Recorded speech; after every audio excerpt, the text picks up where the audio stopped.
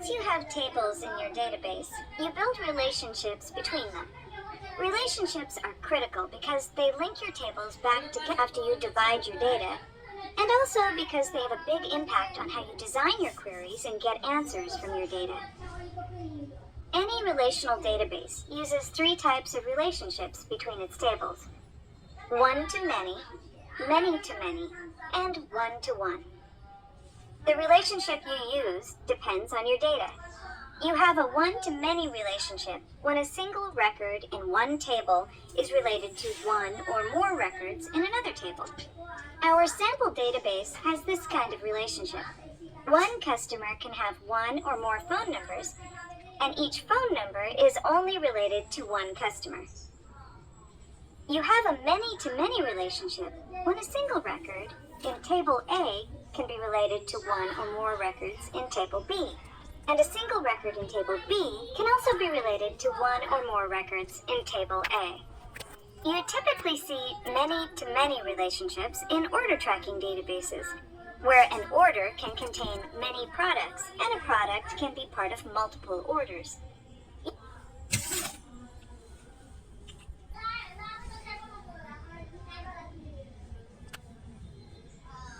You also see this type of relationship in student databases, where many students can occupy many classrooms. You have a one-to-one relationship when a single record in one table is related to just a single record in another table. For example, a single employee might drive one company car. However, you don't see this very often because one-to-one relationships are not that common. Now, let's select Database Tools, and then Relationships. This opens the Relationships pane.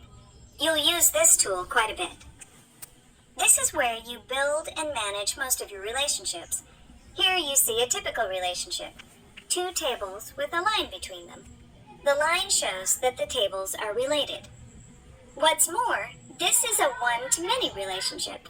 You can tell because the relationship line here has a 1 and an infinity symbol. These symbols point to a couple of important concepts.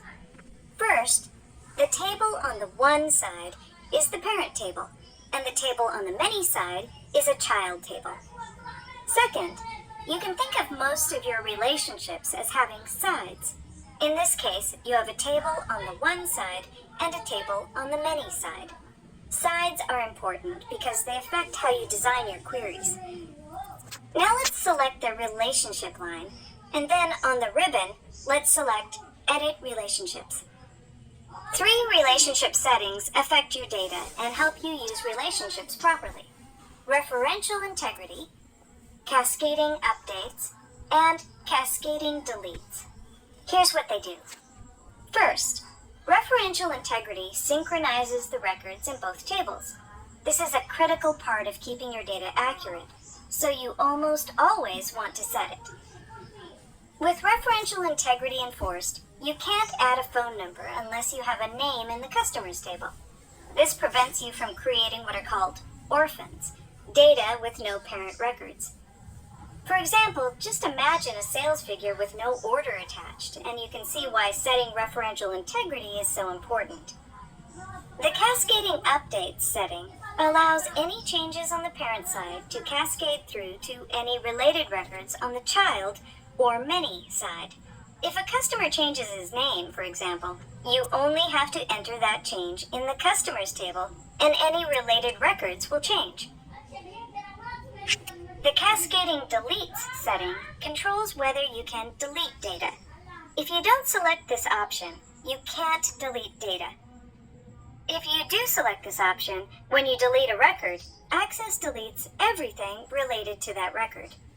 For example, delete a customer, and the customer's phone numbers are deleted too. That can be a good thing because it prevents orphans, phone numbers with no customer. On the other hand, remember that your business rules might prevent you from deleting data, so keep this in mind. Your business rules can play a big part in your database design. So now you know about table relationships, including working in the Access Relationships pane and the relationship settings that help you work more effectively with your Access database.